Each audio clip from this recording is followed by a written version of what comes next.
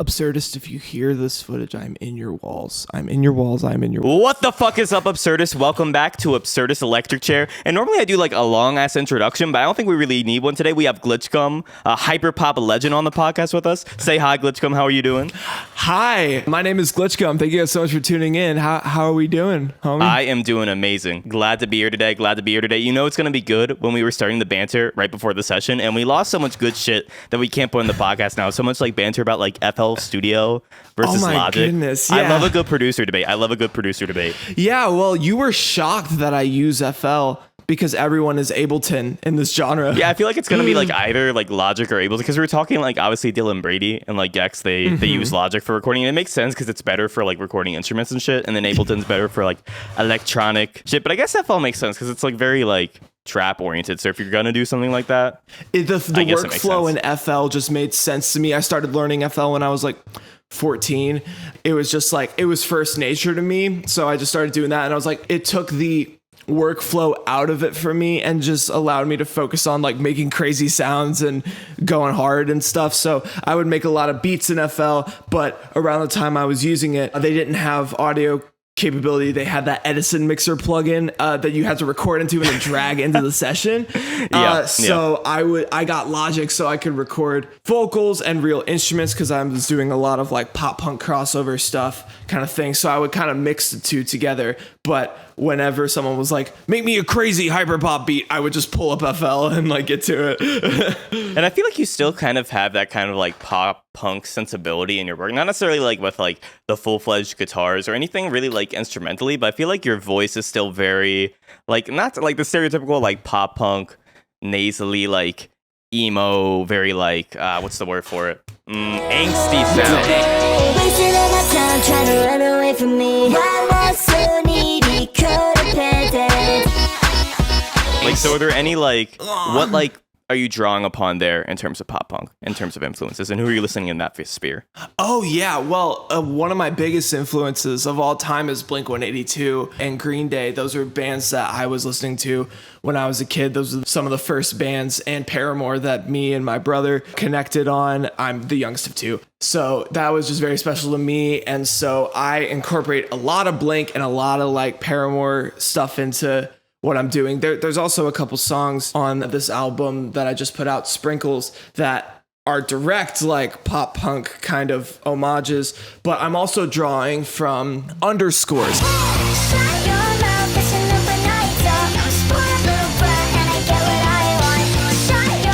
And Gabby's Start. Sydney, I'ma make you mine. I get you have a lot of other boys standing in line. You don't wanna fall in and love. Jacob Jeffrey, and the way that they blend punk and rock music with the more electronic sounds. I've been really inspired by that. So it's just making a merger of the two worlds with my music. It's the newer sphere of like I've been calling it like hyper punk. Yeah. But I personally love that wave. I think that's the most exciting thing in hyperpop coming up for me in terms of like the traditional sound of like hyperpop, in terms of just like you just throw in a super saw, then an 808, and then like you're done. It's like that's getting a little like trite and old to me. So I'm glad that so many artists like you are bringing in that kind of like rock sensibility to it. And I think it's also giving hyperpop a refreshing edge, but it's also giving rock a really, really like hip and refreshing edge as well.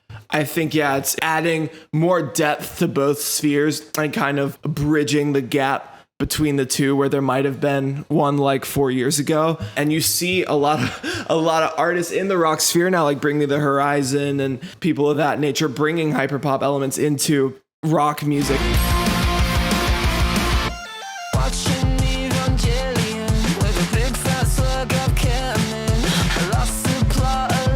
And so the gap is closing quicker and quicker. It really spoke to me because like those are both of my worlds from like my whole life. Like I was a punk emo kid. I came to college thinking I was going to make that kind of music, and then kind of discovered 100 Gex and was like, no, I'm gonna go like fully this way now. Like as I've been building what I think my artistry is, I kind of realizing that like the two can kind of coexist, and like having artists like Underscores and Gabby like helped me understand that. They really did. And so like that's kind of brought a lot of freedom to my music, I feel like. And I think putting limits on music and genre kind of like limits creativity. So I like trying to combine everything that I'm into. And that's kind of what I've been trying to do this whole ride. And where did you go to college again? I went to Belmont in Nashville. Okay. That makes sense. That explains a lot why you're like in Nashville. Wait, so what did you study at Belmont? I love Belmont. I toured there when I was looking at colleges, and I think it's like a phenomenal school, personally. Yeah, I studied music actually. I was a bass major. A lot of people thought I was audio engineering because of Glitch Gum, but I studied music, and my emphasis was music technology. So that was where the like Logic and Ableton and FL. Well, we didn't use FL, but like that's where that like production knowledge came in. Yeah. As well. I learned a lot about the industry through Belmont, but also through like being thrust into it. Yeah, because you obviously have the city there like to like help you out and to like perform there. And like I don't know, I haven't been to Nashville that much, but like correct me if I'm wrong, but it seems obviously you have like the big predominant like mainstream country thing, which is how like everybody views Nashville solely, but you also have that like newer like indie rock scene. But like I don't think there's a ton of like besides you in the way of like hyper pop there. So what's that dynamic like? That's a very common dynamic in hyper pop. Like you have a lot of people from the Midwest and just like the middle of like nowhere type vibe. Not that Nashville is that. It's kind of like the in-between point, which is what I think makes it interesting. It's in between middle of the nowhere, Midwest, and New York City or LA. Right. And it's like in the South. So it's interesting that there's people who make hyper pop music in there. There is a small scene, and it's kind of been burgeoning since I started coming to Nashville. Shout them out. Yeah, shout them out. Who are like the big up and coming people in the Nashville hyperpop scene? Yeah, shout out Sophie Shreds, Stecker, Ameva, Coleman X, Butterfly Blood. One of the members of the Frost Children and Blake the Man used to like hang around that area. Wait, really? Yeah, I used to hang out with Lulu like all the time. That's so shocking to me. But I don't know why. Then they moved to New York like, because like they're such New York people. You know? No, for real. Like they give off that they're like the peak, obviously like new indie sleaze revival, even though they've kind of like disavowed that a little bit.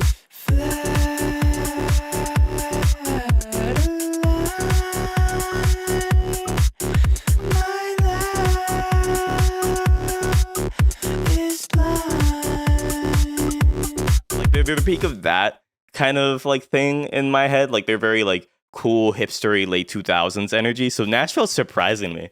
I could never see them there. Yeah, no, me neither. Like when I was like hanging out with Lulu, I was like, what's happening? And then like a year later, she was like, yeah, I'm moving to New York with Angel. We're gonna do the Frost Children thing. I was like, for real. And I was like, that makes so much sense. And I didn't know that Blake used to be here for a little bit until like people told me. Because like there were a lot of Belmont kids that were like, you listen to Blake the Man? I'm like, obviously I listen to Blake the Man, but like, how are y'all so into him? You know, like. Wise tooth, now you got it out. Bloody spit in the corner of your mouth. I was frozen, perfect for the pain. I was stuck on a Manhattan Rail train. That also doesn't make sense. Like people at Belmont listening to like Blake the Man. That's shocking to me. Yeah, there are some people who are really hip to what we've been doing. Like I've had like full on conversations with like Nashville kids that are like, you listen to Underscores, you listen to Jane Remover. I always change the channel when the couple starts to kiss. Was it all for a show? Now I was so stupid for casting the rules. And then the curtains closed. I'm like, whoa, this is crazy. I didn't know y'all listened to this stuff. They gotta bring subculture to Nashville now. Damn. That's what I'm saying. I mean, like Gannon has told me that they want to. It's probably just like touring logistics and stuff. It's easier to do LA and New York, but yeah, they should. I mean, but like they did Tokyo recently too, so it's like they're opening it up a little bit. So they gotta bring it to Nashville too. Yeah, I think so. I think it was like Sebi with them, I want to say. Yeah. Shout out Subculture. Shout out the Subculture Zoom raves of 2020. Shout out Subculture. And oh my god, that's how I first got into hyperpop, were those raves. The Zoom raves. They really helped me find my community, man. Like so many artists that I still work with. I mean, like I got into them through Melissa Brooks of the Aqua Dolls.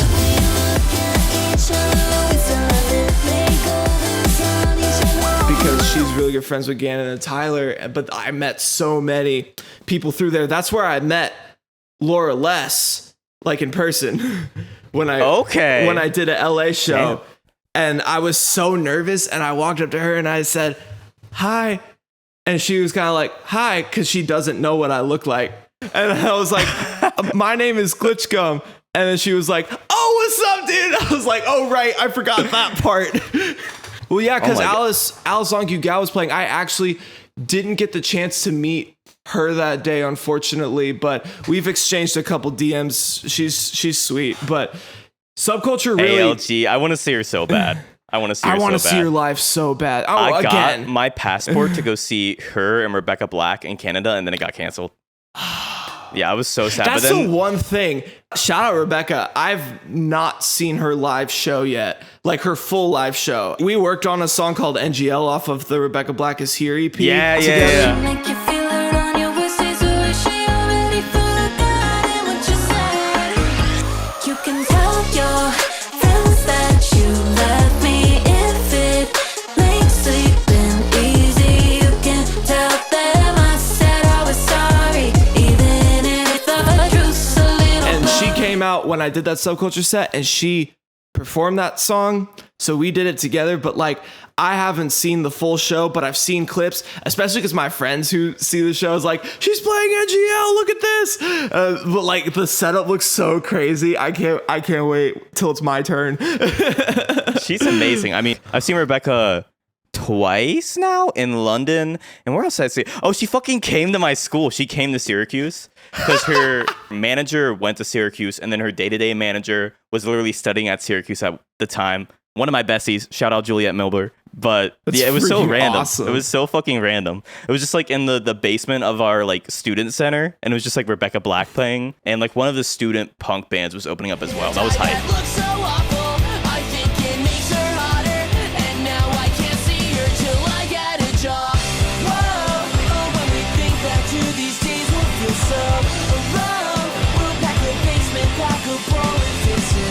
Such a good mosh That's pit. So awesome. She came to Nashville once, but I had something planned and I didn't know it until like the day of, and I'm like, crap. I was like, "Rebecca, I'm sorry." But like Coleman went and like sent videos, and she was playing NGL with a live drummer, and I was like, "This is awesome." So anyways, I guess let's go back to the album. Tell me about the process behind that and how you got like into making that.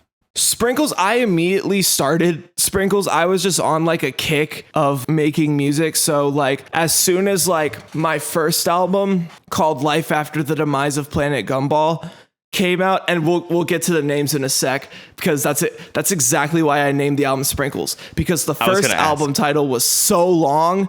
I was like, I need one word, all caps, exclamation point. And I just It's very like mid 2000s emo though. It's very like Fall Out Boy, Panic at the Disco.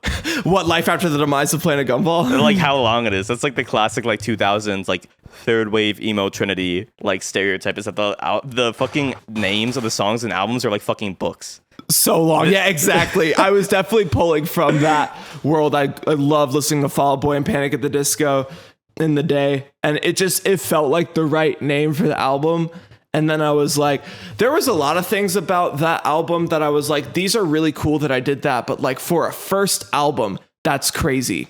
Like the album title is super long. It's a pseudo concept album, and I was blending a lot of genres together and making this storyline, and I was like, that's awesome. But for a first album, especially coming off of like a big TikTok hit like Never Met, I was like, maybe I was doing too much. Maybe this time I kind of just focus on songs and making good songs and like focus on like having fun. And so Sprinkles, the concept of Sprinkles is like just having fun with it, and like, or that's what it was until I started like getting sad and getting on my sad indie stuff. That's like that's the latter half of the album. And so as the process was changing, it was still focusing on like making each song stand out as if it were a single, but like making it come together in this album. But then as the process changed lyrically of like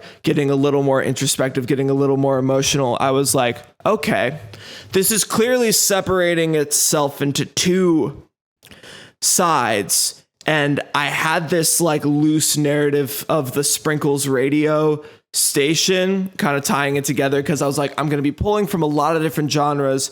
What if I kind of frame it under this radio station, guys? And then I was like, wait. Okay.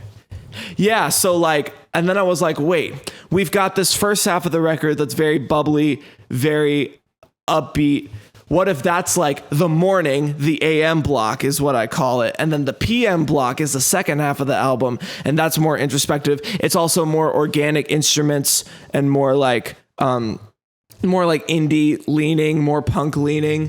And so I decided to split it up and then kind of release each individually before I put out the full album. And so that was kind of how I decided to market it, because I worked on this album for pretty much 2 years. It's been 2.5 years since I started the first song for the project, which was Music on Apple. That was actually the first song I ever wrote for the project. Waking up in mornings is a hassle. I just wanna stay inside my castle. I don't wanna stay, but I don't wanna travel. I just wanna make music on Apple.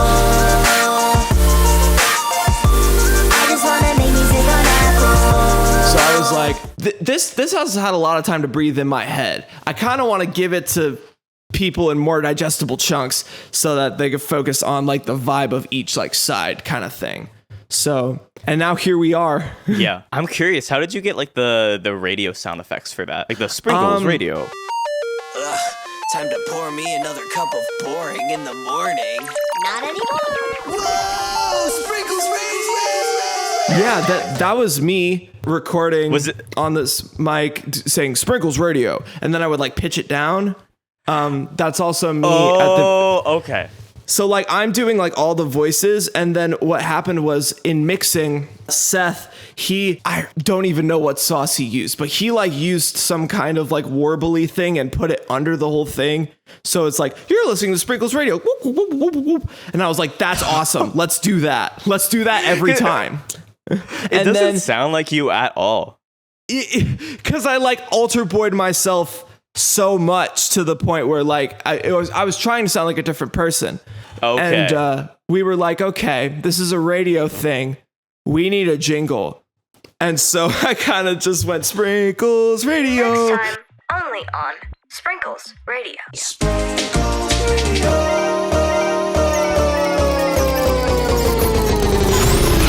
And like I had like the chords and I did all the harmonies, and I was like, okay, we got a radio filter that, and then we just got to put that. We got to put Sprinkles Radio. And then there was an old idea for a tag where I said, you're listening to Sprinkles Radio. Drop it. And I just took the drop it and I put it in different like parts of the album, kind of spread it out. So it's like a theme of the album, but not like really. But that just kind of became like an inside joke with me and my friends. I actually have drop it merch that I'm selling as well. It was designed by Elena Fortunes, actually. Very fortunate, no pun intended, to work with her. Shout out, Elena. Oh, nice. Yeah, but We will definitely link that in the description then. Yeah, for Merch sure. But, down in the description below. buy my merch, link in bio. Buy it on the TikTok store. How did Sebi get on the remix on the album? A faker, just a faker. I be getting bread, but I'm not no baker. So ahead, so fast like a laser. That was actually a pretty like late addition. I was teasing lasers, and there were some comments that were like, this sounds like Sebi. This kind of sounds like something Sebi would be good on. And I was like, you're right. So I reached out to Sebi and his management, and we just kind of took it from there, because me and Sebi, we exchanged some DMs back in the glory days of hyperpop and stuff, and like we were aware of each other's existence, and I was like, you would freaking like kill this song. And so he sent his verse back like a couple weeks later, and I listened to it and I was like, oh my goodness, like this is gonna like turn some heads for sure. And so like super excited that I got to get him on the album, and I was like, this needs to be part of the album. Like we need to just tack this onto the end and like as a bonus track, and it's like let people go crazy. For real, I think it works for no other reason than like how silly it is. Because that's Sebi's whole persona. I mean, it's that plus like kind of like the 8-bit influences that come through that make it like just like the perfect instrumental for Subby to rap on. And he really did eat on it. He really ate on it. It's so crazy. I just remember like getting the verse back and like he had the money bars. He did that voice so stereo like I do it every day. I'm like a serial killer because I slay. that raspy thing that he does. I was like, he gave me Sebi, and that's amazing. That's amazing. Like and like did the beat cuts and everything. I was like, that's awesome.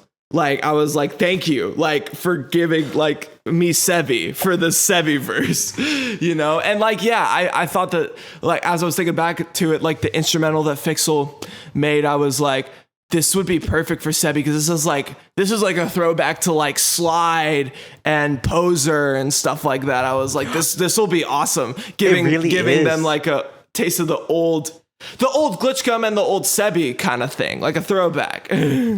Complete throwback to like 2020, 2021, like hyperpop scene. Absolutely. That was kind of like the original Laser song started in 2021. And that was a song that was like, we wanted to drop that immediately.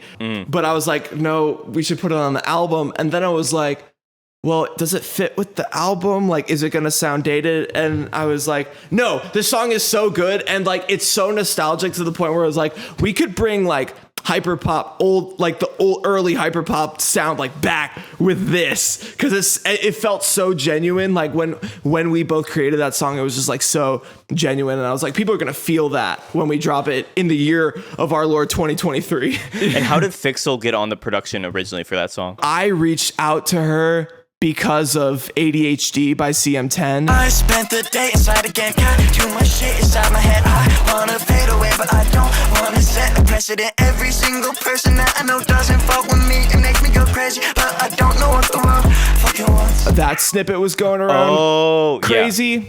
Cause like I was like, what is Bestie up to? And I found the ADHD snippet, and I was like, this is crazy. And then I texted Cole and was like, you think Fixel would want to like do something with me? He was like, yeah, just like ask her. And I was like, hi Fixel, could you make me a beat? And she was like, yes, this is awesome. Here you go. Like next day. And I was like, this is insane. What if I very sped it like 20%? Like absurd speed.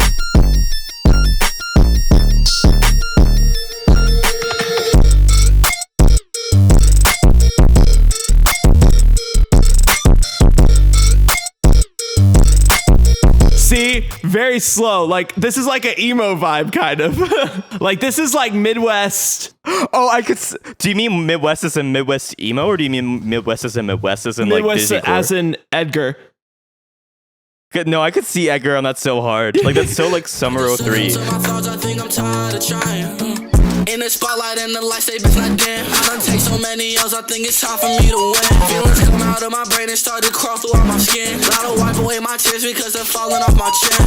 Yeah, see, yeah. Like that's back to like the trying era. No, seriously, and it's very very like old Wikipedia.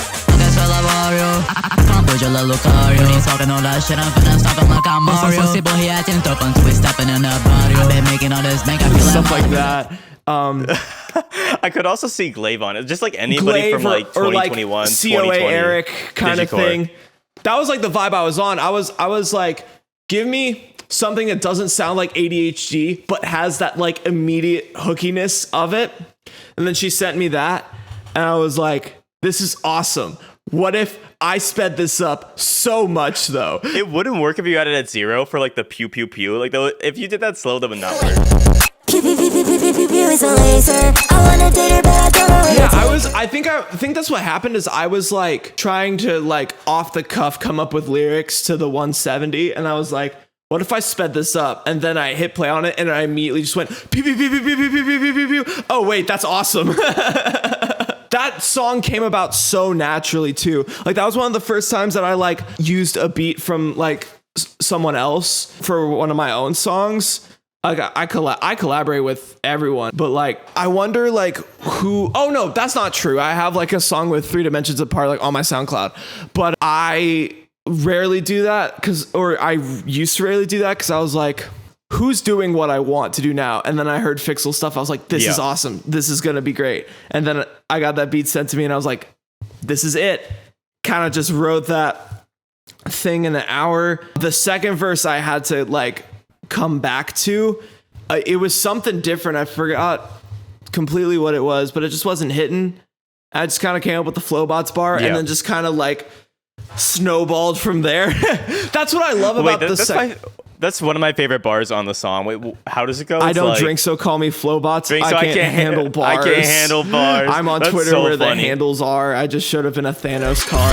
I don't drink, so call me Flowbots. I can't handle bars. I'm on Twitter where the handles are. I just showed up in a Thanos card. I really love the way that verse kind of tumbles into itself. And right before that, you have like the 11 verse right before that. How does that one go? I said like I just showed up to the rave all pink like I'm in camouflage. Spent 10 minutes in that space like CEO of Amazon. Wait, I was wrong. It was 11. Now my nose is bleeding just like I'm 11. I was wrong. It was 11. Now my nose is bleeding just like I'm 11. Which is a real thing. I get nosebleeds a lot. And then I said I might throw a tantrum just like I was 7. I might make some bacon just like I was Kevin.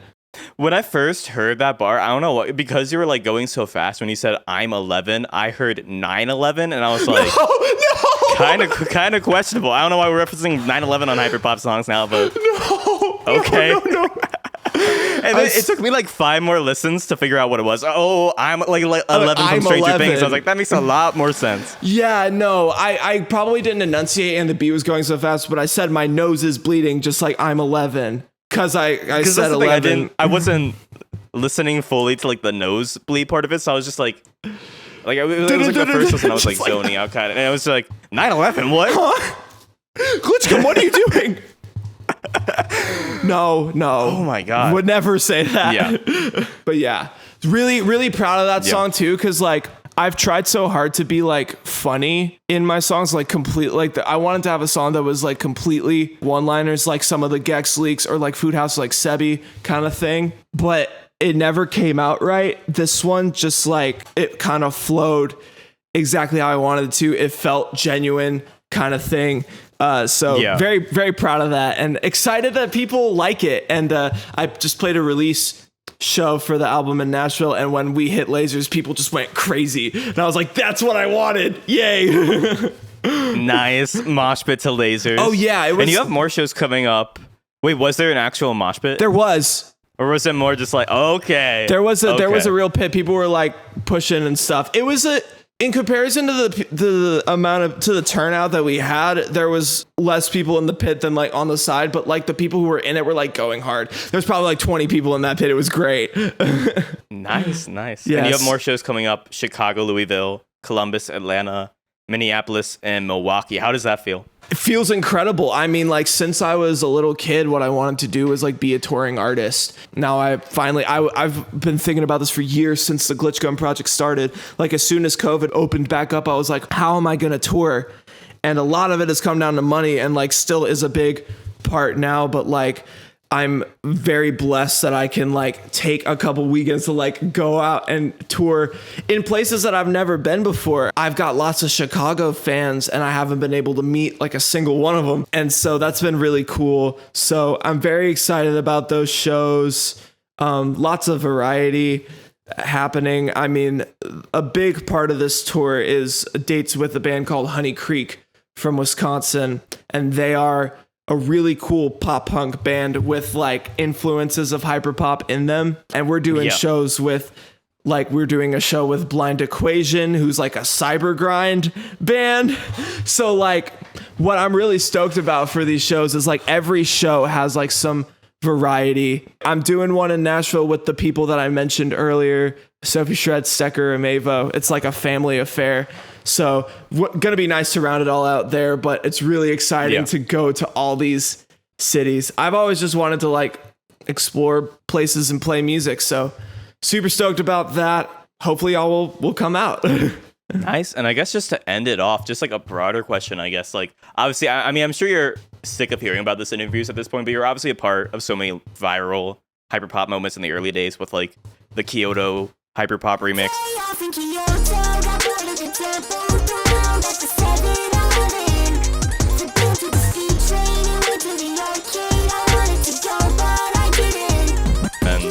obviously Never Met being the big one. I wish I never responded to all those texts. It'd be better if we had just never met.